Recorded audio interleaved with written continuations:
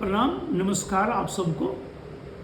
एक burning topic जो civil services के लिए बहुत ज़रूरी है और फिर से न्यूज़ में है, वो कच्चातीबू आइलैंड का कंट्रोवर्सी है।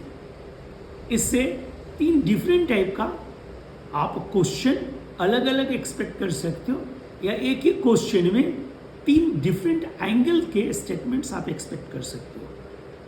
कच्चातीबू का ज्योग्राफिकल फैक्ट्स, एक लोकेशन जो ये पाक स्ट्रेट में इंडिया श्रीलंका के मेरीटाइम बाउंड्री के पास आपको जाफना पेनिनसुला और पपन आइलैंड के बीच में स्थित है, एक फैक्ट ज्योग्राफिकल है। दूसरा ज्योग्राफिकल फैक्ट ये है कि ये वोल्केनिक एरप्शन से बना हुआ आइलैंड है, और तीसरा इसके चारों ओर मेरीटाइम रिसोर्सेज है।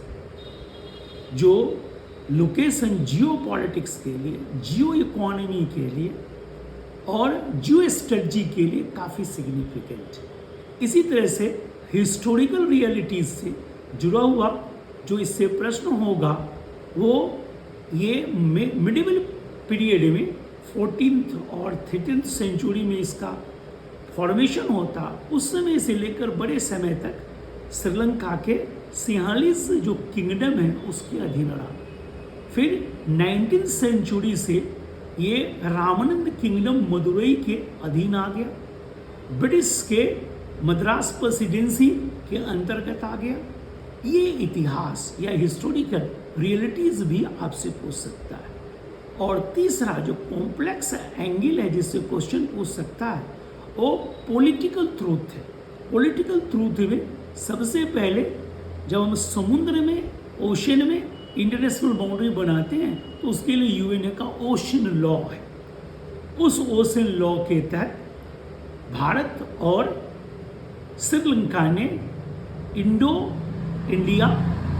Sri Lanka maritime and boundary agreement sign किया 1974 और दूसरा 1976।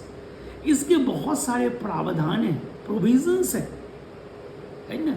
उसमें से एक प्रोविजंस ये भी है कि ये जो डिजर्टेड आइलैंड है जहाँ कोई नहीं रहता, जिसे भारत ने श्रीलंका के आपको एक तरह से गिफ्ट दे दिया या उसके ऑथोरिटी को मान लिया या अपना लीगल ऑक्यूपेशन या डिमांड छोड़ दिया, वहाँ पर इंडियन बिना वीज़ा पासपोर्ट के साल में एक बार एंथनी चर्च के फेस्टिवल में जा सकते हैं, और जो हमारे मछुआरे हैं, फिशरमैन हैं, वो अपना नेट सुखा सकते हैं वहाँ पर और रेस्ट कर सकते हैं। इस तरह के बहुत सारे प्रोविजंस जो कंट्रोवर्सी क्रिएट कर रहे हैं ज्योग्राफी, हिस्ट्री, पॉलिटी, इकोनॉमी से, कच्चातीबू से, जो हमारे बायलैटरल रिलेशनशिप को अफेक्ट कर सकता है, मेरीटाइम सिक्योरिटी को अफेक्ट कर सकता है।